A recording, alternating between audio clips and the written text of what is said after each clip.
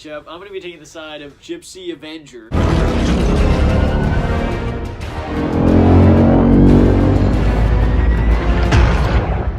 And I'll be taking the side of Godzilla.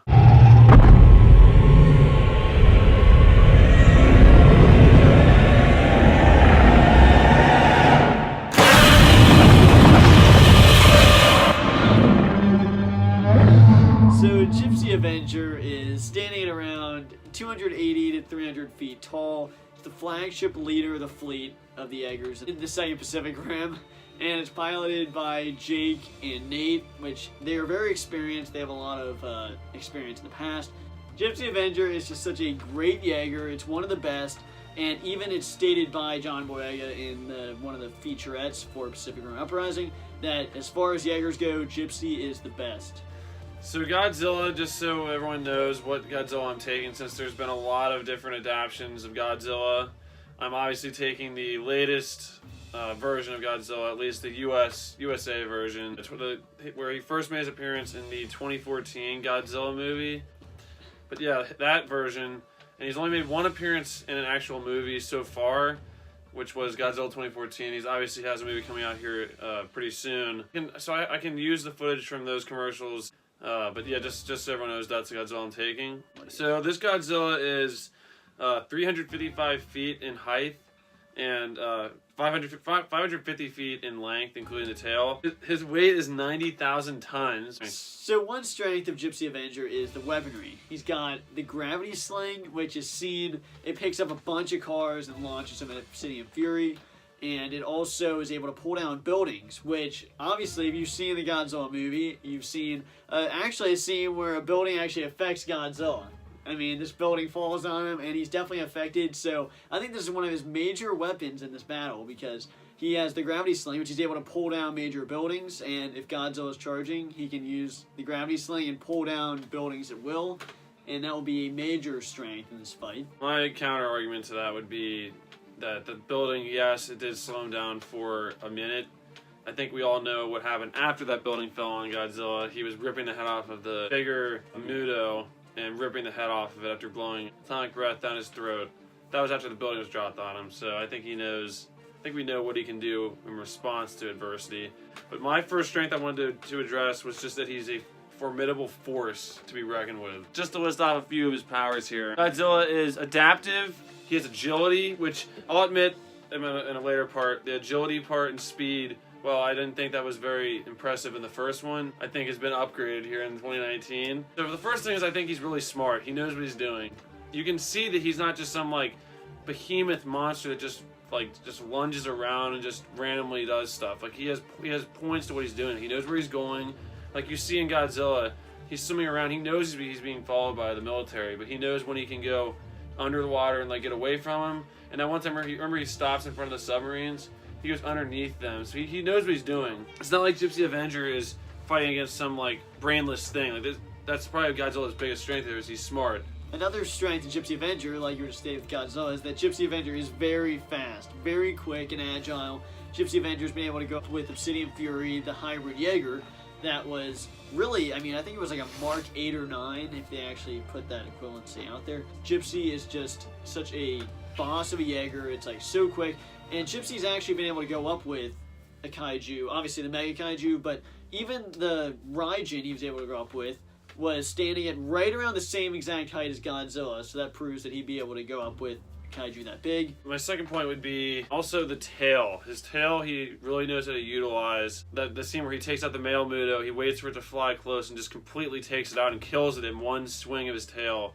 That was a pretty impressive move there that would probably take the legs off of Avenger. I think the biggest feat here is honestly Gipsy Avenger's durability, because if you remember in Pacific Rim Uprising, Gipsy was able to take a beating from Obsidian Fury, totally got caught off guard, takes multiple hits, takes hits from the plasma chainsaws, and also fights Raijin, gets hit back, and then gets some other hits there, and then goes up with the Mega Kaiju, who is the toughest Kaiju in the Pacific Rim universe, which is really equivalent to King Ghidorah in my opinion. And since he was able to go up with the Mega Kaiju, take multiple hits from him, get stabbed in the head, get swiped out, get hit back, and was able to battle with the Mega Kaiju back and forth for a while. And that's really a category 13 if you really put the math to it.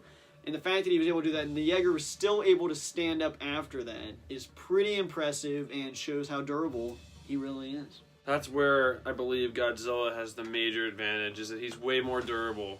While he can take some, he can be hurt, but he has armor. He can take a bunch of hits. Buildings can fall on top of him. He can be stabbed and punctured by the legs of the Mutos in that scene where they start to like double team him. Gipsy Avenger, with him being hit, he might be losing parts. If he loses an arm, that arm can't just grow back. He'll be left stranded, and Godzilla will just go in with a tail whip.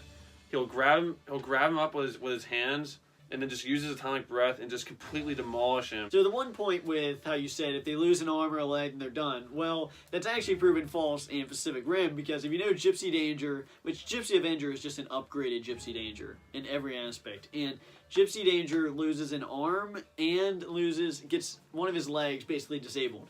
And he's still able to take down 2 Kaijus, 2 Category 4s, and is able to fight off a Category 5. And that just proves right there that even if they get an arm taken away, it still wouldn't even be enough to take him down. And these Jaegers were designed to kill Kaijus, and they would still be in the fight no matter what. The reason why I believe Godzilla would ultimately win this fight decisively is because of the number of things I've already said before. His smartness, his size, his atomic breath, and his tail. His tail is a huge advantage because he can whip that around and use just a bunch of different other ways to fight. His speed is what I believe will put him over the top, because if this trailer is correct, Godzilla is moving, as you see right here.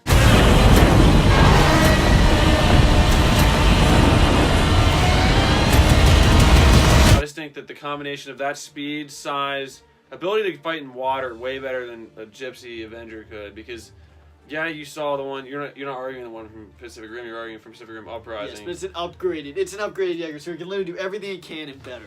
I just think that Godzilla would ultimately just overpower and just disarm too many of Gipsy Avenger's abilities. And the second that he starts to take out the arm, or God forbid he takes out the head, Godzilla's he's just gonna win the fight. I do think Godzilla would win because of his size, atomic breath, which is just I just don't know how he could just take that over and over again. So why Gipsy Avenger would be able to win this fight? So multiple in the water, just to start out in the water. Actually, you see a scene in Pacific Rim Uprising where Gipsy gets Obsidian in the water, and then he flies up. You even see the motors on the bottom of his feet flying out of the water. So he would definitely be able to fight. Very good in the water. And the first Pacific Rim is when these Kaijus came up. There was a lot of marks that came by as they upgraded them. And then in this one, the whole world had prepared for, or had finally got up to where they were killing these Kaijus. And then Gipsy Avenger is just another step up. So all of this mastermind thinking has created Gipsy Avenger. 30,000 tons of force in each punch, kick, and headbutt. And Gipsy Avenger, just too many weapons, plasma cannon, the swords, the gravity sling, just too much for Godzilla. And as you've seen, these Jaegers have taken on multiple Kaijus, and at the same time is taking on the Mega Kaiju, and Gipsy is just too much, and he would just overwhelm Godzilla, and he would just take down Godzilla in the end of this fight. And with the atomic breath, you've seen Gipsy Avenger avoid Obsidian Fury's beam of energy, so that's what he would do against Godzilla, and Gipsy Avenger would just win this fight. Well, once Godzilla King of the Monsters come out, we will definitely maybe do an updated version of this video. Yeah. Because if Godzilla can take out King Ghidorah by himself, or then be caught on fire, or basically get killed essentially, and be on have lava, literally on fire, running, that could really change my argument a lot. Yeah, so what do you guys think? Let us know down in the comments. Do you think Godzilla would win or Gipsy Avenger? Yeah, so make sure you let us know down below what you thought of this video and who you think would win, and let us know which ones we should do next. And we'll see you guys in the next video. Bye, guys.